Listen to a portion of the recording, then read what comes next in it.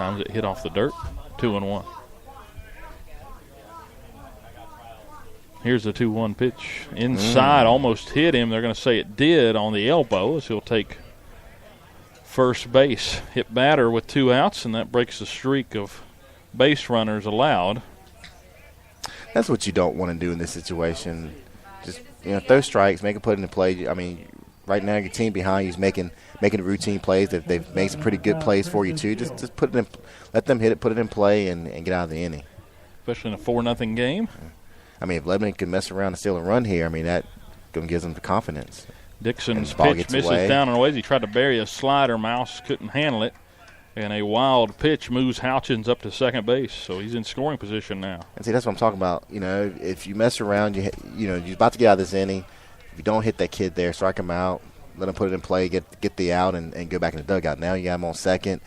If he can get some kind of little hit right here, score, they get a cheap run. Yeah, Steele doubled his last time up, so that one misses short and goes all the way to the backstop, and he's over to third. So Houchins hasn't had to do much this inning, but he's at third. He was hit by a pitch just 2 pitches ago, 3 pitches ago, and got to second on back-to-back wild pitch, or got to second on one and then got to third on the next one, and Dixon's kind of blown up over the last 3 pitches. Hit a man and – well, that last pitch didn't even make it to home plate. No, he just short-armed it. And there's no way, he could have. The count 2-0 to Preston Steele, a guy you don't really want to mess with here with 2 outs and a runner at third. This one skied to shallow right center. Could be trouble right down the line, And Medley comes over in foul territory and makes a stabbing catch near the bullpen, and a great play by Bobby to end the inning.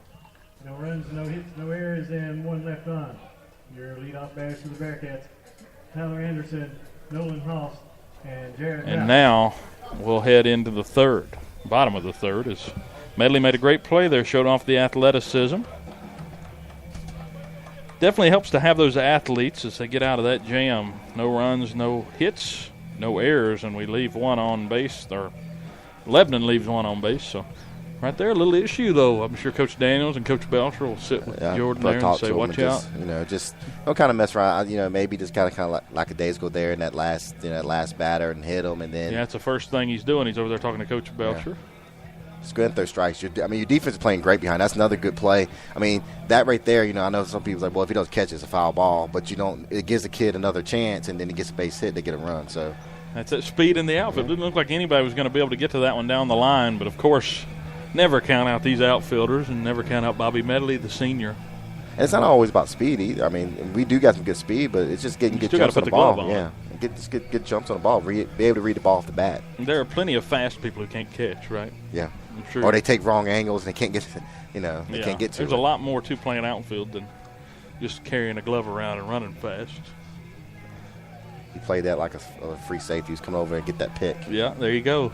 Now, if you can't catch, that's where you end up, right, on the defensive side. Medley played both ways, though, some. He was mainly a wide receiver. Yeah, he was a good receiver for us. So I kind of hate that whole notion that, you play defense because you can't catch, which there is some truth to that, though. But yeah. Who has the best hands on your defense? And that one misses down and away as we get the bottom of the third underway. It's Anderson, Haas, and Mouse. The Cats lead 4-0 in the bottom of the third. I guess right now I'd probably have to say Austin Davis. Other than yourself. You going to go AD? I'll go AD. All right. AD always seemed to make some pretty good catches for us on third down. Yeah, he's the third down guy on that little out route. 2-0 now as that one misses low. If Torian's listening, I would say him, but he dropped a few picks for us, so I can't. I'm sorry, Torian, I can't say that. He's going to have to make up for it this year. 2-0, this one a swing and a miss. But he doesn't seem to miss anything. He plays goalie for the soccer team, and he's pretty good at it. Maybe you've got him taught now at this point. You could definitely see an improvement in that defense over the year. I'm sure you were happy with what you saw. They've played really well for us. This one fouled straight back, and if it was another 8 feet over, we'd just been ducking. And I give the kids all the credit. Just want to and will. They want to go out there and they want to pitch shutouts and keep guys out of the end zone. Counts 2-2 to Anderson. It's really just about effort, defense, and being able to play your position. Swing and a miss, strike 3, and we talked about that the other day with the defensive ends. guarding the edge and just trying to get the guy to bounce outside and get lateral. We just kind of give you a game plan, and they have to execute. And our kids did a really good job this year of doing that for us, and helped us host a playoff game for us. Where did hopefully that we can build on defense that. rank from this year, as far as like over the years that you've been at Virginia High? This one grounded towards short, fielded cleanly by Steele. He'll throw across in time to get Hoss. It's definitely been one of the better ones. 2 outs. For the Cats. Overall, I would like to say it's been the best one overall, but. A couple years ago, we had a really good one. We had a linebacker who always seemed to somehow third down always seemed to make a sack for us. Mouse hits one hard down the line, and yet again foul. He had one down the line earlier that, had it been fair, would have been a big one. Yeah. But we had a linebacker. We had 2 defensive tackles who just ate everything up that came through the middle. So we had a really good defense that year. This one's popped up straight away to left. Chandler Morrison under it, and he makes a grab for out number 3 of the inning. 1, 2, 3 go the Cats. In the third, and that's the first time they've went 1, 2, 3 in quite a while. I think. So that might have been Logan Smith in left. Yeah, he's moved to left, and the left fielders came out of the game. So we'll change that. So what year was that team then? That was 2 years ago. 2 years ago. Well, I guess it'll be 3 years now, but. So Coach Chris, I've seen a bunch of weight room videos. It looks like Aaron Rose and the bunch. Dante Harris has been throwing around some weight.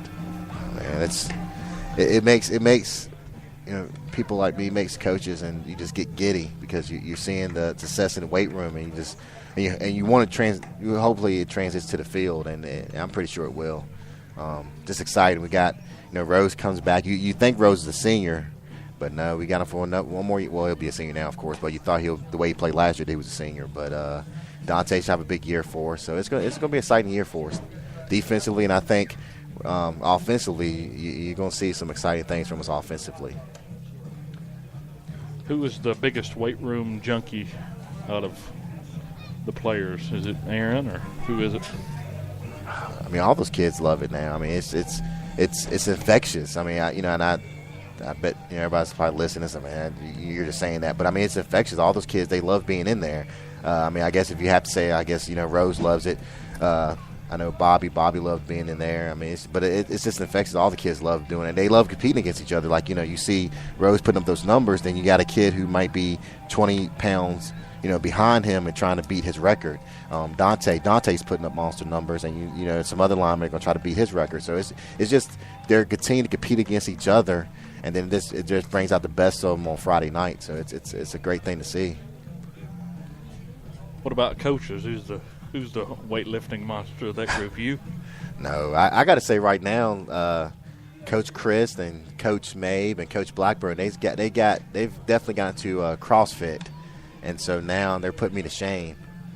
They're doing all. I mean, I do a little bit of CrossFit, but I mean they're gung ho about this. They're dedicated. They eat a lot better than I do. No, you eat a lot better than they do. I guess they eat the right stuff. I know that barbecue you took home yesterday. Yeah, I eat a little bit of everything. It's the radio side that's getting you. I'm getting you in trouble, right? Yeah. As we head into the top of the 4th inning, Cats lead 4-0, and Jordan Dixon still on the bump.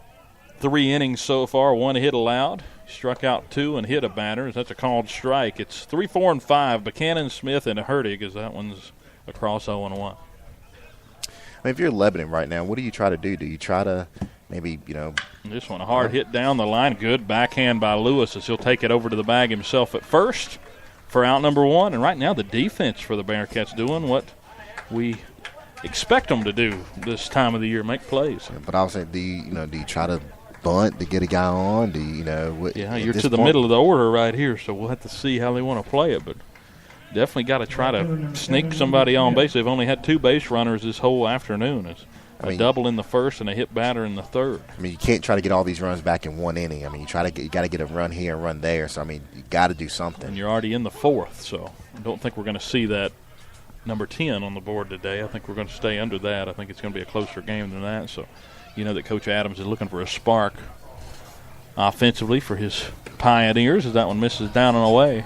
1-1, and it wouldn't surprise me if you try to do something like that here once you get down to the. You got to do anything. You got to do anything here just to try to get something going. Because right now nothing happening offensively for Lebanon. That's a credit mainly to this Bearcat defense. Dixon's only got 2 strikeouts, so a lot of balls being put in play. They're making all the plays, and I'm just looking around the infield right now. If you can, that last batter, if you can bunt it, I mean. You're asking Dixon to come over to make the play because, I mean, Justin's playing back. Then, you got Nolan playing back a little bit right now. Try to bunt, get on. I mean, that's what we did with Bobby in that first inning. Got a 1-2 count on Smith as here's the pitch from Dixon. This one fouled straight back. Yeah, right now you have 3 flyouts in the ball game so far and 5 ground outs. I mean, they only have, 1 hit? And did that come in the first? Yeah, that doubled in the first with 1 out. And they haven't had a leadoff man get on yet as that one misses down and away. 2-2 to Logan Smith. He was the starting pitcher, went 1 1/3, gave up 5 hits, 4 runs, walked none, but he had a hit batter in that one and struck out 1 earlier today. This one chopped towards third base, just fouls. Haas wasn't able to get to that one. 2-2 still with 1 down. Hunter Hurtig on deck. Cole Stutes in the hole for the Pioneers of Lebanon. And we talked about the seeding, how it would go. We think Ridgeview will be next for the Cats. Don't know yet, though. But right, not sure. It would not be set Monday. in stone, but I don't know what time Monday, but we'll have to see. That's Memorial Day, though, so I'd say is. it'd be earlier in the day. We'll have to ask Mr. Harper. I think he's up here. So might be able to flag him down. And that should be here, right? Correct. It'll all be here. As long as we keep winning, we'll be here till. That's all you got to do. We'll be here till state, really, as this one's popped up foul down the third base side. It'll cut out of play. Still 3-2. You got it round on that one. Yeah, he was ready for the fastball. See if we don't mix it up here. It's definitely what you get in Dixon's a guy who can place everything on the corner down and away. And if he can bury that breaking ball down and away and still keep it up around knee high, we might get a swing through strike 3. But he goes fastball, grounded and booted by Haas over at third. A rare error by Nolan as it kicked off the front of his glove into foul territory, and an E5 puts a 1-out runner on base. Hot corner. The hot corner came through. It wasn't a bad hop, though. It came right up to him. He just shorthanded it. Kind of eat him up, didn't it? I think it kind of got out the heel off the glove. Let it hit the heel of the glove and kind of bounced away from him. One of those, if that thing kicks up and hits him in the chest, he's got a chance. But the way that bounced off his glove, it just kicked foul and gave him an easy bag as they'll throw over. And see, and it's those little things right there, okay? Just to throw over the first time now, okay, now I can't really get a big lead. Like, let's say he wanted to send him. Now I got to keep an eye on the pitcher now because he might throw over. Now Dixon winds, and this one outside misses 1-0. So a runner at first for Lebanon. They trail 4-0 here in the 4th inning of the Southwest District Championship game on this Friday midday game. Away with a ground ball foul. But if you're Lebanon right now, you have to send them. I mean, you have to try to get something. There's 1 out. On the count. Yeah, you got your main guy up Hurtig, so you got a contact guy. If you can put him in motion, you might be able to go first to third, or if he hits one in the gap, second and home. As that one misses low, good dig by Mouse there, and it's 2-1. Definitely got to keep the ball in front of you here if you're Jared and keep everybody out of scoring position. Say right here, you send them, give them the hit and run. Now Dixon comes set from the stretch, fires fastball high, and ball 3. And it seems like Dixon, when he gets a runner on, it's different. He's got to move from the windup to the stretch. That's one big difference. Then you get the runner in your head a little bit. And that is Logan Smith over there. As this one's grounded towards third and through into left field. Anderson will come up and field, and they'll hold the runner at second. First and second for Lebanon with 1 out. So the error starts a inning here for Lebanon as they go E5 and now a single. Their first hit of the afternoon since the first inning. So they went 2 straight innings without a base knock as they'll pinch run here. But see, if you and I don't know, like I don't know their players. I don't know how the kid's a good base stealer and he had a little speed. But you know, maybe if you're on second there, you could be at first and third right now with just one out. Yeah, Chandler Booth will run at first for Hertig, the catcher, and now